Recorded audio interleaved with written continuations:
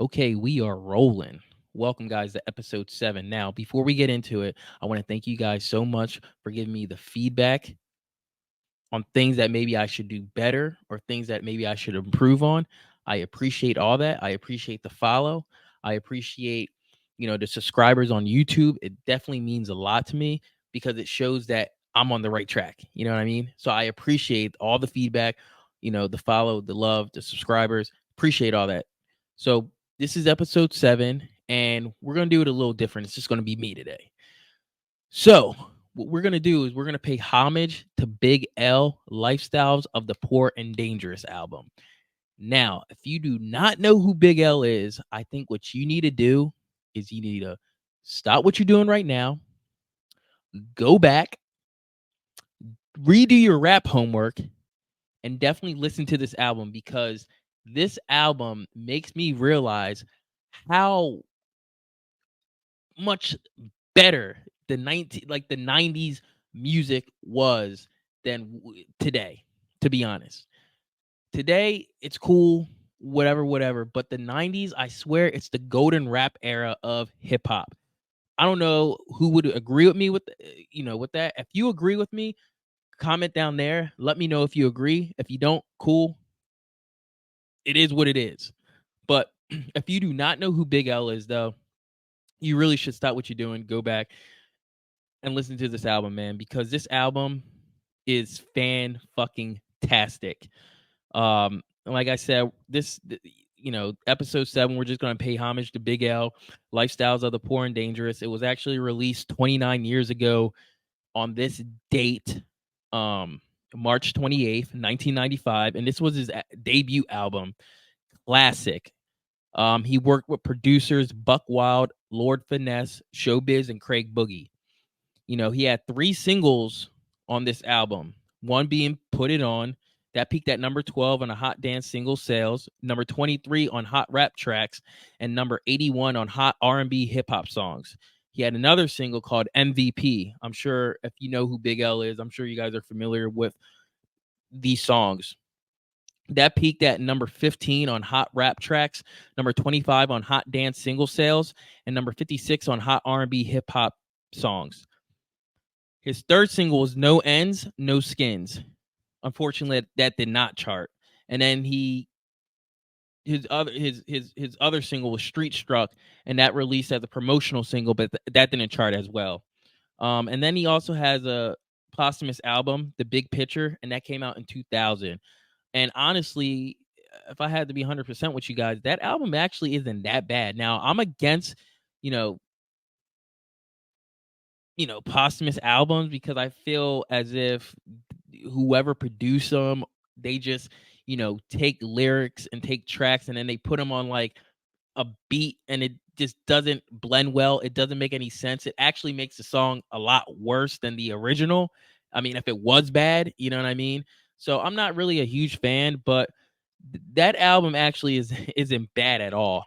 So yeah, man, like I said, definitely check Big L out. Now, the reason why I'm doing this is because Dead End Hip Hop. Now that's another music channel, and what they do, it's a hip hop channel on YouTube, and what they do is they review hip hop rap albums, hip hop rap classic albums, songs, anything that's song worthy that's going on in the media. They'll kind of address it, just like the Kendrick Drake and J. Cole situation that's going on. The big 3, just big me. So they inspired me to do this, and I've been following them for years, and they inspired me to do this. I saw that it was the 29th anniversary of Big L, and like I said, the reason why I want to do this is because if it wasn't for my boy Anthony Terranova, I probably wouldn't know who Big L is, because he was the first person that introduced me to Big L. I remember it's clear as day, like it was yesterday. I had this white Mercedes E320, 1999, and I used to call it the Easter Bunny. And I remember he actually had the CD, and we were talking about hip hop rap. This was when we was bumping a lot of Tupac, and I was like, nah, man. He's like, have you ever heard of Big L, or you ever listened to Big L? And I told him like, nah, not necessarily. I do remember him and Jay-Z had a freestyle on the Bobito show. I'm sure if, like I said, if you guys listen to Big L, you guys know what freestyle I'm talking about. Him and Jay-Z was going at it, but we all know Big L got Jay-Z in the end. Let's be honest. I mean, we could debate this, but is it really a debate? Let's be serious. Big L is that dude. So, like I said, I was like, not really. So he brought out the CD, he popped it in, and ever since then, I was like, man, this thing is crazy, crazy. And I'm just sitting here and I'm looking at the track list, and there's no skippables on this. Today, I actually had to go back and re-listen to it because it's been a while since I've listened to this album. So I kind of wanted to, refresh jog my memory of how great of an album this is. Like I said, definitely go check it out. Um Now this came out in 1995. So a lot of the lyrics I would say is questionable to the point where if you were to say this in 2024 or like the 10s 2000 the 10s or 2020s, maybe the 2000s, I don't know. I don't think you'll be able to get away with some of these lyrics. Now, I'm going to read some of these lyrics off just because I think I should so you understand. So, there's this one song on the album called All Black. And listen, I'm not Big L. Obviously, this is the Fred D. Borges show. So, there's no way in hell I'm going to rap like him, right? But I'm going to read these lyrics off. So, don't expect me to have like that voice, the channel, like that channels Big L to be like a rapper. All right. So he has a song called All Black. And this is what he says. Yo, once again, it's Big L, that kid who got much props for killing corrupt cops with mother effing buckshots. So that kid who got much props from killing corrupt cops. It's kind of like, could you really get away with that in the 2020s? I don't know. He has another song on here called The Graveyard, which is a great fucking song, called The Graveyard. He says, the Big L be lighting N-words like incense, getting men lynched, too intense. I'm killing infants for 10 cents.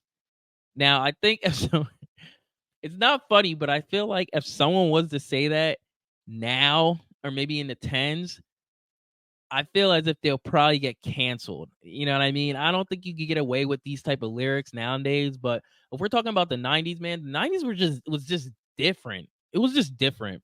But then he also have clever lines. Like there's the title track, Lifestyles of the Poor and Dangerous.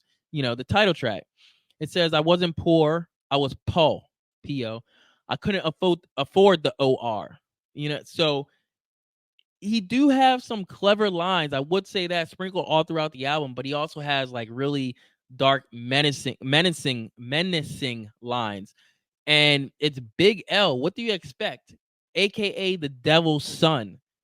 So that's what he called himself. So I'm just gonna go. There's 12 songs on this track list. So I'm gonna give you my top 5 favorite songs. So number 1, I like Put On. Number 2, I'll take MVP. Number 3, I'll take 8 Is Enough. Number 4, I will take The Graveyard.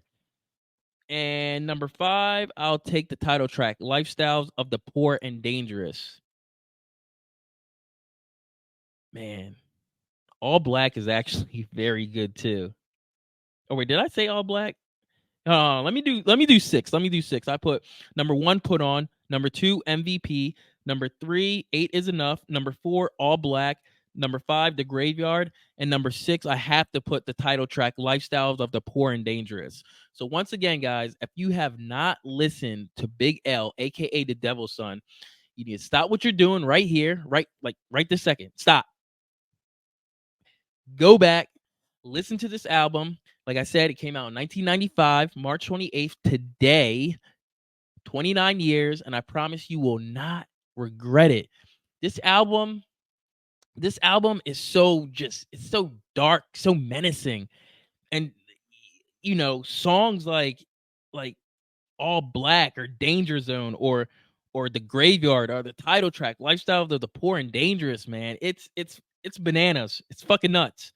So like I said, stop what you're doing right now. Go back and just listen to this album and then comment down there. Let me know what you think about the album if you haven't listened to it. But if you have listened to it and you gotten this far, do you like the album? You know what I mean? Because I think it's a classic. Do you think it's a classic? Because I think it's a classic. So let me know in the comments down there.